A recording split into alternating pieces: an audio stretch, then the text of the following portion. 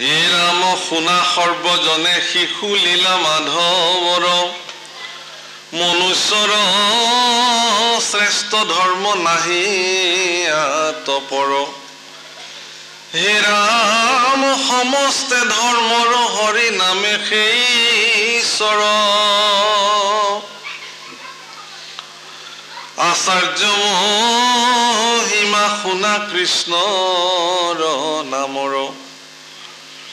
R যায় মহাজনে মাধৱৰ নাম গাই পৰম আনন্দে যিটো তাকে থাকৈ চাই সমস্ত পাতে কতাৰ হৰয়তৰিত পৰম আনন্দে বঞ্চয় বিষ্ণুৰ পুৰিত প্ৰভুকল কিছু সময় আগতে মই এই কথাটো কৈছিলো গুৰুজনাই এইখিনি কথাকে ক'লে 2 মিনিট আগত এই কথাটো কৈছিল যে কৃষ্ণ লীলা বাল্য লীলা দশম স্কন্ধৰ যদি কোনোবাই শ্ৰৱণ কৰে একান্ত চিত্তে তেওঁৰ কোটি জন্মৰ পাপ হৰণ আৰু মহাপুৰুষে ইয়াত লিখিলে কি যে কৃষ্ণৰ নামৰ লীলাৰ এনেকুৱা আচাৰ্য মহিমা যে দশম স্কন্ধত ভগৱানৰ পূৰ্ণ লীলা বাল্য লীলা দৈব লীলা বিচিত্ৰ অদ্ভুত লীলাসমূহ যদি কোনোবাই পাঠ কৰে আৰু সেইবিলাক যদি একান্ত চিত্তে কোনোবাই শুনিব পাৰে প্ৰভুসকল পাপীৰ কাণত পাপে খুচি হেন তাৰে বিষয়ী লোকবিলাকৰ আটাইতকৈ শ্ৰেষ্ঠ চৰিত্ৰটো হ'ল কি তেওঁলোকে কৃষ্ণ কথা শুনি বহি থাকিব নোৱাৰে প্ৰমাণ তাতে যদি বিষয়ৰ শৰীৰত যদি বিষয় বিষধৰৰ পূৰ্ণ প্ৰভাৱ তেওঁৰ তাতে আছে কোনো কাৰণত তেওঁৰ জীৱনত পুণ্য সঞ্চৰ কোনো উপায় নাই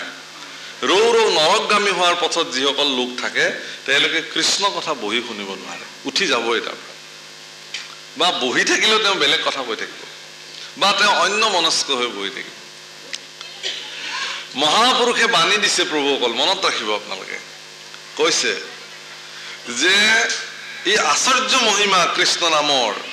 যদি কোনো মহাজনে ইয়াক গায় কোনো সন্তজনে যদি ইয়াক গায় আৰু সজ্জনসকলে ভক্তসকলে যদি একান্ত চিত্তে শুনি থাকে তাক পৰম আনন্দে যদি তাক চাই থাকে শুনি থাকে সমস্ত পাপৰ পৰা তেওঁ মুক্ত হৈ যায় ইয়াত লিখিছে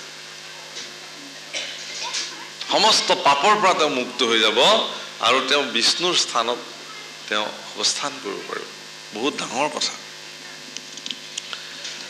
হে ৰাম বিষ্ণু ভকতক দেখি কৰ নমস্কাৰ হৰ কৌটি জনমৰ পাতক তাহাৰ তেনেকুৱা বিষ্ণু ভকতক দেখি যদি কোনোবাই প্ৰণাম জনাব পাৰে নমস্কাৰ জনাব পাৰে সেৱা জনাব পাৰে তেতিয়া তেওঁৰ কৌটি জন্ম পাপৰ পৰা তেওঁ মুক্ত হৈ যায় কৃষ্ণ কথা শুনি আছে একান্ত চিত্তে মানুহে হেন সময়তে কোনোবাই ইফালে যায় ধৰি ললো তেওঁ কৰবাত যাব হৈছে জৰুৰী কামত কিন্তু নামঘৰত কৃষ্ণ কথা চলি আছে তেওঁ যদি এখন্তেক তাতে ৰৈ পেলাই যে হে ভগৱান এই বৈকুণ্ঠপুৰীত তোমাৰ কৃষ্ণ গুণ গাই আছে এই বুলি যদি তাৰ পৰাই তেওঁ মই সমস্ত এই কৃষ্ণ কীৰ্তন কৰি থকাজন আৰু শুনি থকা সজ্জনসকলৰ মোৰ সেৱা এই বুলি যদি তেওঁ এটা প্ৰণাম জনাই তাৰ পৰা যায় তেলে তেওঁ কৌটি জন্ম পাপৰ পৰা লগে লগে মুক্ত ইমানেই নামৰ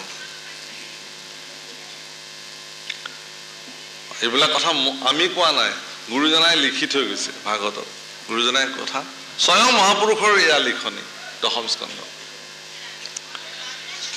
ৰাম সেহি পুণ্য বঞ্চয় সুখে বিষ্ণুৰ পুৰিত পৰম আনন্দে থাকে মাধৱ সহিত আতি মহাপাতকী ব্ৰাহ্মণ অজামিল নামৰ আভাসে মাত্ৰ সংসাৰ তৰিল অতি মহাপাপী অজামিল কিন্তু নামৰ আভাস মাত্ৰ পাওঁতে তেওঁ তাৰ পৰা নিষ্ঠাৰ প্ৰাপ্তি হৈছে আৰু বাল্মীকিয়া ঘোৰ ব্যাধ বাল্মীকি নাৰদ দাসী সুত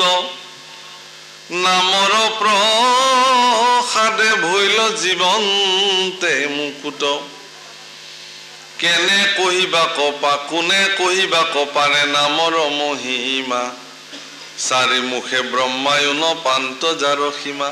নামৰ মহিমা কোনেও কৈ শেষ কৰিব নোৱাৰে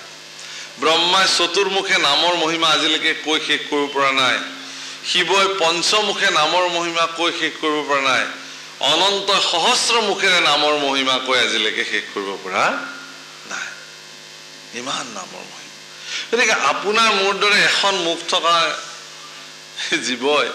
কেতিয়াবা আমি ঈশ্বৰৰ নাম গাই মহিমা শেষ কৰিব পাৰিম জানো কেতিয়াও নোৱাৰো হে ৰাম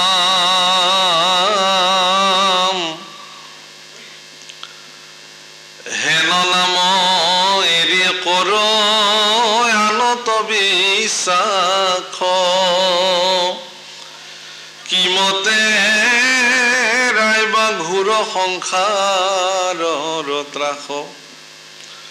আছয় মাধৱৰ নামে জগত ব্যাপী সংসাৰ তাপত মৰৈ চিতনি তথাপি কিনু চিত্ৰ দেখা জানিবা তাহাৰ পাপৰ নাহি লেখা হে ৰাম জানিয়া সমস্ত নৰে এৰায়ন কাম ফুৰা গলে বান্ধি বন্ধু মাধৱৰ নাম গতিকে নামৰ মহিমা এনেকুৱা যে নাম শ্ৰৱণ কীৰ্তন কৰা সকলৰ পাপৰ লেখ নাই পাপ লিখিব নোৱাৰে কোনো চিত্ৰগুপ্তই আজিলৈকে নামীসকলৰ পাপ লিখা নাই নোৱাৰে যেতিয়া অজামিলক বিষ্ণুদূত চাৰি প্ৰাণীয়ে ৰক্ষা কৰিলে আৰু যমদূত তিনি কিংকৰক কুবাই ধুবাই তাৰ পৰা খেদিলে সেই মানে যমদূত তিনি কিংকৰে গৈ যমক সুধিছিল যে হে মহাৰাজ আজিলৈকেতো আমি এনেকুৱা সমস্যাত পৰাই নাই পাপী মানে আমি ধৰি বান্ধি লৈ আহোঁ আৰু অজামিলৰ দৰে মহাপাপী তেওঁক বান্ধিবলৈ যাওঁতে এওঁলোক কোন চাৰিজন আহি পেলাই আমাক ইমান মাৰিলে পিটিলে কি কাৰণ যমে কৈছে বোলে মই তোমালোকক এটা কথা ক'ব পাহৰি আছিলোঁ যে সেই বিষ্ণুদূত চাৰি প্ৰাণী সেয়া বিষ্ণুৰ দূত সাক্ষাৎ তেওঁলোক বিষ্ণুৱেই সাক্ষাৎ আজিৰ পৰা তোমালোক সংযমী হোৱা সাৱধান হোৱা যি স্থানত বিষ্ণুৰ নাম প্ৰসাৰিত হৈ থাকে সেই স্থানত তোমালোকে প্ৰৱেশ নকৰিবা যি ব্যক্তিৰ শৰীৰত নামৰ প্ৰভাৱ আছে সেই ব্যক্তিক তোমালোকে স্পৰ্শ নকৰিবা সি মহাপাপী হওক কি হওক তোমালোকে তাক বিচাৰ নকৰিবা যদি অন্তকালত তেওঁ নাম উচ্চাৰণ কৰিছে তেতিয়াহ'লে সেই জীৱৰ ওপৰত আমাৰ অধিকাৰ আৰু নাই তেতিয়াহ'লে সেই নাম কি এই বুলি নামৰ মহিমা সুধিছে আৰু যমদূত স্বয়ং যমৰাজ ধৰ্মৰাজ যমে তেওঁৰ তিনি কিংকৰক তেওঁৰ শ্ৰীমুখে নামৰ মহিমা কথন কৰিছে তো অজামিল উপাখ্যানত প্ৰভু অকল দুবাৰ নামৰ মহিমা উল্লেখ আছে এবাৰতো বিষ্ণুদূত চাৰি প্ৰাণীয়ে যমকিংকৰৰ আগত নামৰ মহিমা বৰ্ণন কৰিছে তাতকে উৎকৃষ্ট বহু উৎকৃষ্ট পৰ্যায়ত পৰম বৈষ্ণৱ ধৰ্মৰাজ যমে নিজ শ্ৰীমুখে নামৰ মহিমা অকপট চিত্তে বৰ্ণন কৰিছে সেই বৰ্ণন যদি আপোনালোকে শুনে আপোনালোকৰ জীৱন ধন্য হৈ যাব নাম এনেকুৱা অদ্ভুত বিচিত্ৰ ভগৱানৰ বস্তু হে ৰাম জানিয়া সমস্ত নৰে ৰায়ন কাম ফুৰা গলে বান্ধি বন্ধু মাধৱৰ নাম সকলো বাদ দি মাধৱৰ নামষাৰ লৈ থাকক আৰু কৃষ্ণৰ কিংকৰে কহে সে তত্ত্বসাৰ মাধৱৰ নাম বৰ বেলেগ ধৰণৰ প্ৰভু যে এবাৰ এজন এনেকুৱা বিশিষ্ট পুৰুষ কিন্তু তেওঁ মহাপাপী আছিল কিন্তু তেওঁ এবাৰে মাত্ৰ ভগৱানৰ নাম ল'লে তেওঁ মৃত্যুত চিত্ৰগুপ্তই যমক ক'লে যে এওঁ গোটেই জীৱন পাপ কৰ্ম আৰু পাপ কৰ্ম কৰিছে কিন্তু এবাৰ তেওঁ ৰাম নাম লৈছিলে গতিকে সেই এবাৰ যি ৰাম নাম ল'লে সেই এবাৰ ৰাম নাম লোৱাৰ কাৰণে তেওঁৰ যিখিনি পাপ খণ্ডন হ'ব যিখিনি শাস্তি তেওঁৰ খণ্ডন হ'ব সেইখিনি আপুনি বিচাৰ কৰি দিয়ক মই ইয়াৰ পৰা বিয়োগ কৰিম তেওঁৰ শাস্তিটো যম মহা বিপদত পৰিলে যমে বোলে এটা নামৰ বা কিমান পাপ খণ্ডন হয় এটোতো মও নাজানো হিচাপটো শাস্ত্ৰতো লিখিছে বোলে এক নামে যত পাপ সংহৰিতে পাৰে ততকো পাতকি পাপ কৰিতেই নপাৰে এটা নামে যিমান পাপ খণ্ডন কৰিব পাৰে সিমান পাপ এজন পাপীয়ে জীৱনত সম্পাদিতই কৰিব নোৱাৰে তেতিয়া তেওঁ কি কৰিলে সেই পাপীজনক লগত লৈ শিৱৰ ওচৰলৈকে গ'ল শিৱটো কৈলাসত বহি থাকে ৰকাৰ আদিনি নামনি শৃণ্যতু মম পাৰ্বতী মন প্ৰচন্নতাং জাতি ৰাম নাম বিশংকয়া তেওঁ ৰা বুলি ক'লেই মগ্ন হৈ যায় ৰাম নামত তেওঁ ৰামৰ মহিমা জানিব বুলি তেওঁ সুধিলে শিৱই কৈছে যে ময়ো ইমান দিনে ৰাম নামৰ মহিমা এটা নামৰ কিমান মহিমা তাক মই বুজি নাপালো নিজানিলো মোৰ হাতত হিচাপটো নাই তেতিয়ালে পিতা ব্ৰহ্মাকে সোধা যাওক এই বুলি যম শিৱ আৰু সেই পাপী তিনিওজনে গৈ ব্ৰহ্মাৰ ভৱনত ওলাল ব্ৰহ্মসভা বহি আছে ব্ৰহ্মা চতুৰ্মুখে ঈশ্বৰৰ গুণ গাই আছে ঋষিসকলে তেওঁক বেৰি প্ৰণাম জনাই আছে এওঁলোকেও গৈ ব্ৰহ্মাক প্ৰণাম জনালে ব্ৰহ্মা বোলে কি হৈছে বোলে পিতা এটা ৰাম নামৰ মহিমা কিমানখিনি পাপ খণ্ডন হ'ব বোলে ময়োতো আজিলৈকে নাজানো মোকতো প্ৰথমতেই ভাগৱত ভগৱানে দিছিলে জ্ঞানম পৰম গুজ্জম মেয়দ বিজ্ঞান সমন্বিতম সৰহস্যা তদংগচ্ছ গৃহান গদিতং ময়া এই বুলি চতুশ্লোকত মোক ভাগৱত তেওঁ প্ৰদান কৰিছিলে নামৰ মহিমাও কৈছিলে কিন্তু এটা নামৰ কিমান মহিমা সেইটো মোক কোৱা নাই এইটো হিচাপ মোৰ হাতত নাই কি কৰা যাব তেতিয়াহ'লে সংবিধান এইটোৱেই যে যাৰ নাম তেওঁৰ ওচৰলৈকে যাব লাগে তেওঁ সংবিধান দিব বৈকুণ্ঠপতি শ্ৰী নাৰায়ণৰ ওচৰলৈকে সকলো যাবলৈ ওলাল ব্ৰহ্মাই বোলে ময়ো যাম লগত মোকো লাগে এইটো হিচাপ বোলে এই পাপীজন বৈকুণ্ঠলৈ কেনেকে যাব আপোনাৰ ইয়াতে থৈ যাওঁ ব্ৰহ্মাই বোলে না মোৰ ভৱনত পাপীৰ স্থান নাই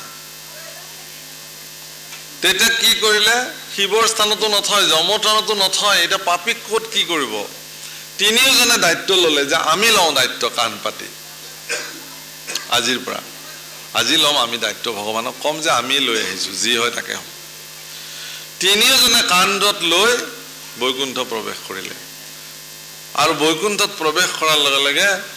সেই পাপী ক'লে তুমি ইয়াতে থাকা আমি প্ৰভুক লগ কৰি আহোঁ বোলে যাওক বৈকুণ্ঠত প্ৰৱেশ কৰাৰ লগে লগে পাপী গুচি চতুৰ্ভুজী ৰূপ ধাৰণ কৰিলে আৰু বৈকুণ্ঠ সেনা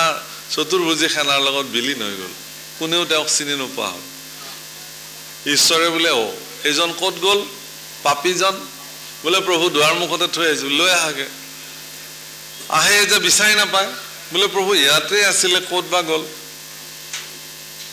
বোলো বৈকুণ্ঠত প্ৰৱেশ কৰিছিলে বোলে কৰিছিলে বোলে তেতিয়াহ'লে আৰু তাৰ বিচাৰটো তোমালোকে কৰিব নালাগে কিয়